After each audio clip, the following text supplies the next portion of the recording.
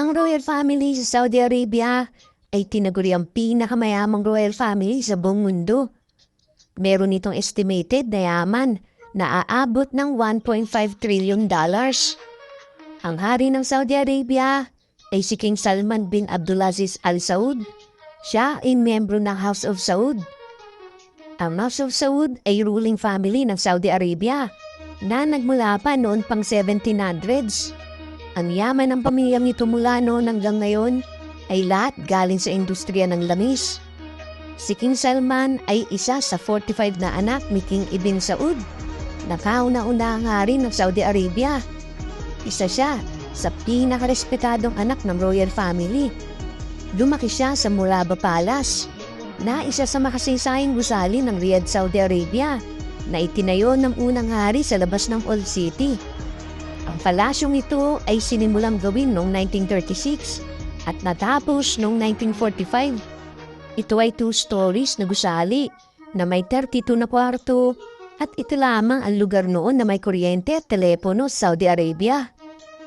Ang unang hari ay nagtayo ng sariling paaralan na tinatawag na The Princess School, na inilaan para sa kanyang mga anak at sa mga anak ng mga importanteng tao.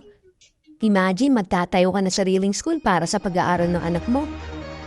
Nung tumungtong ng 19 years old si Salman noong 1964, naging deputy governor ito ng Riyadh province. Ito ang kauna-unahan niyang trabaho. Noong 1963, inappoint siya bilang provincial governor na tumagal ng 48 years. During that time, dinevelop niya ang Riyadh mula sa maliit na disyerto. Ginawa niya itong major urban metropolis. Dito umusbong ang naglalakihang mga gusali, malls, museums, na sobra talagang nakapag-attract ng turismo, at capital projects at mga foreign investment sa buong bansa. Nakapag-develop din siya ng magandang relasyon sa Europe, mapapolitika man o ekonomiya, na nakatulong ng sobra para ma-establish ang financial ng Riyadh. Di nagtagal, mas lumawak ang kanyang role. Dahil noong 2011, siya ay naging second deputy prime minister at minister of defense. Noong 2012, si Salman ay inappoint bilang crown prince ng Saudi Arabia matapos pumanaw ng kanyang kapatid na si Crown Prince Nayef bin Abdulaziz. Naging kilala ang prinsipe dahil sa kanyang advokasiyang pagtulong sa mga mahihirap na Muslim, lalong-lalo na sa bansang Somalia, Sudan at Afghanistan.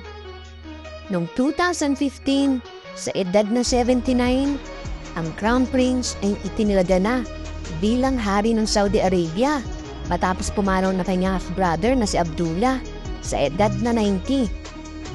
Sa ngayon, ang House of Saud ay binubuo ng 15,000 family members, pero nasa mahigit 2,000 lang dito ang masasabing mayroong kapangyarihan, may impluensya at mayroong kayamanan. Dahil sa patuloy na pamamayagpag ng industriya ng langis sa Saudi, pumalo na ng $1.5 trillion ang net worth ng pinagsama-samang membro ng royal family. Ayon sa website ng House of Saud, halos 16 times na mas malaki ito kumpara sa kabuuang net worth ng British royal family na aabot lamang ng $88 billion. 4 times din ito mas malaki kesa sa House of Sabah ng Kuwait na may estimated net worth na $360 billion at House of Thani ng Qatar na may estimated net worth na $335 billion. Kumbaga ang pinag-uusapan natin dito ay pinagsama-samang yaman ng royal families at hindi ang individual na yaman ng bawat membro nito. Kung sa pinakamayaman na individual na royal blood, wala namang masayaman pa kesa kay King Maha Vajiralongkorn ng Thailand na may personal net worth na $43 billion. Kung napanood yung video ko tungkol dyan. So paano naging trilyonaryo ang royal family ng Saudi? Actually, ito ay dahil sa House of Saud na nasa mahigit 2,000 na mga member nito ang mayayaman, mga milyonaryo at ang iba naman ay bilyonaryo pa. Katunayan, 10 sa membro nito lagi napapabilang sa Forbes na listahan ng mga bilyonaryo sa buong mundo. Noong taong 2018, inalis ng Forbes lahat ng pangalan ng bilyonaryo ng Saudi Arabia sa listahan. Ito ay dahil sa mga nasangkot ang korupsyon ng ilang miyembro ng Saudi Royals. Ang Saudi Aramco, ito ay malaking oil company na pagmamay-ari ng Saudi Royals na nagsisilbing backbone ng Saudi Arabia. Kaya naman nananatiling matatag ang ekonomiya nito. Ang Saudi Aramco ay ibinila na pambito sa pinakamalaking kumpanya sa buong mundo base sa kabuang kita nito ng taong 2020. Kinilala rin ang kumpanya nito noong 2019 bilang most valuable company at nalagpasan nito ang Apple Company ng United States. Ang ilang kagamitan ng palasyo ng hari ay gawa sa ginto, tulad na lamang nitong tissue dispenser. Merong 4 na private jet ang hari na personal niyang pagmamayari. At ang bawat prinsipe ay meron din sariling private jet. Ang ilan sa kanyang mga property ay matatagpuan sa London na nakapangalan sa iba't ibang kumpanya na pagmamayari ng royal family. Maging ang anak niyang Crown Prince at Deputy Minister ng Saudi na si Prince Mohammed bin Salman bin Abdulaziz Al Saud ay kilala rin sa kanyang marangyang lifestyle. Nasa pangalaga niya ang mamahaling painting ni Leonardo da Vinci na Salvator Mundi, a Savior of the World sa Ingles, na nagkakahalaga ng $450 million. Meron itong pagmamayari na mamahaling yate na si Ring Super Yacht, na isa sa pinakamalaking yate sa buong mundo na nabili ng prinsipe sa Russian billionaire sa halagang $550 million.